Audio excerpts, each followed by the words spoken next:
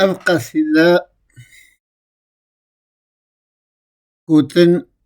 يا مال عبد الرحيم من بهمورية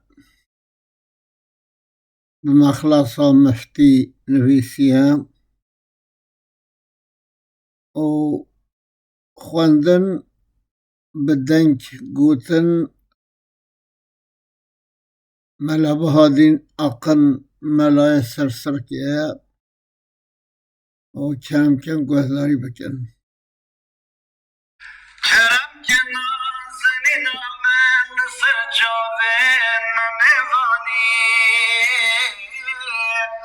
انیس و غم روینا من جدرد من ردرمانی دلال و رشک زیامن جیش من رلقمانی توی وین و خوزیامن بجارک الجشم بانی دلال و رشک زیامن جیش من رلقمانی توی وین و خوزیامن بجارک الجشم بانی بنر مرگزا یک طار و مرگه دشین دایی بپسنینم همو وقتا و خفشات تنمایی بپارزم جبه وقتا نگارا گل جهجایی دما جانی بده دستا دگاوه از دلم فانیو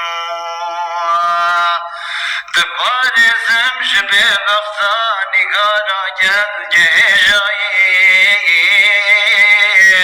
دما جانی بده دستا دگاوه از دلم فانیو ضعيفم ناتوانم از گرفتاره بدردانم بترس و به امانم از همه دایم بگریانم دبن شاگرانم از جوی دردی پریشانم بگن رحمه نکارم از منجاب دایر ورزانیم دبن شاگرانم از جوی دردی پریشانم بگن رحمه نکارم از مجام دایر ورزانیم جگل زاری گلک درمام ده چوله به خودی بومز لبندا دیل برک شخمام سفیل و کس ندی بومز رشا شویده به مومام ده شویده ندی بومز جدیدارا و محرومام جلو ایران من خانیم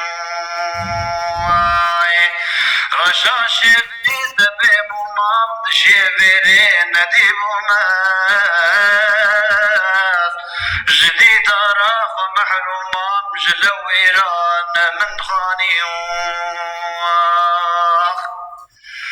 افین دارم دلالا من نکی محروم جدیداره دریزانه دراوستان سحر کهان و ایواره هما جارک بکن اکرام هلین سر و جاره بلا مفتی جدل شابت بوینا احمد خانیو هما جارك بكن إكرام هلين الزر وجاري بلا مفتي قلك شابت بفينا أحمد خانيو